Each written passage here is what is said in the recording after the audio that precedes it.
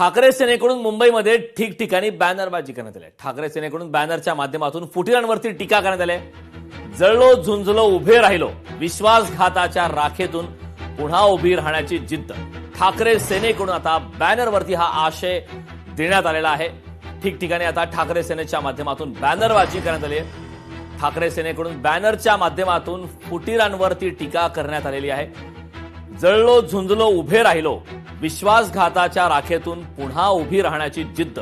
ठाकरे सेनेकडून या बॅनरवरती अशा प्रकारचा आशय देण्यात आलेला आहे. ऑपरेशन टायगर नंतरचे पडसाद आपण पाहतोय. ठाकरे सेना सुद्धा आक्रमक झालेली आहे आणि ठाकरे सेनेच्या माध्यमातून आता बॅनरबाजी करण्यात आलेली आहे. 60 वर्ष अग्निपथावर अशा प्रकारचा आशय आहे. वनमंत्र्यांनी नवी मुंबई पालिकेत नगरसेवक म्हणून निवडून यावं. नामदेव भगत यांचा गणेश नाईक यांना खोचक सल्ला देण्यात आलाय.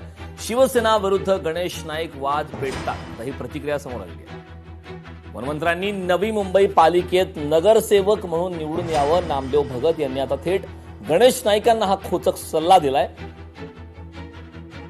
पुन्हा एकदा वादाची ठिणगी पेटण्याची शक्यता आहे.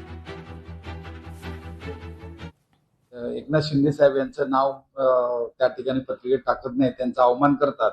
याबाबत निश्चितपणे मी तक्रार महाराष्ट्र शासनाकडे मुख्य सचिवाकडे करणार आहे.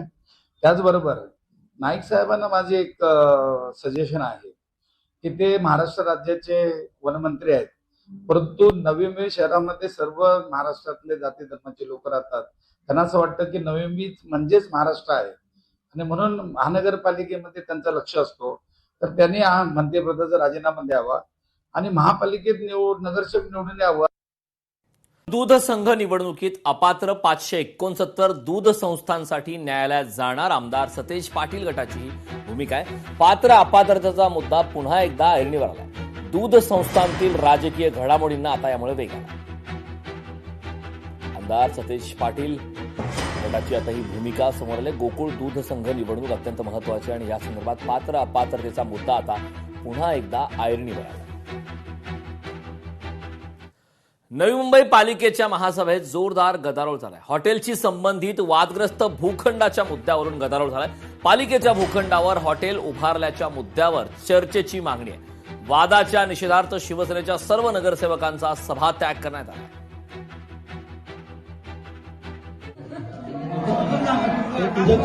तो तुझा हे कस्टमर आहे.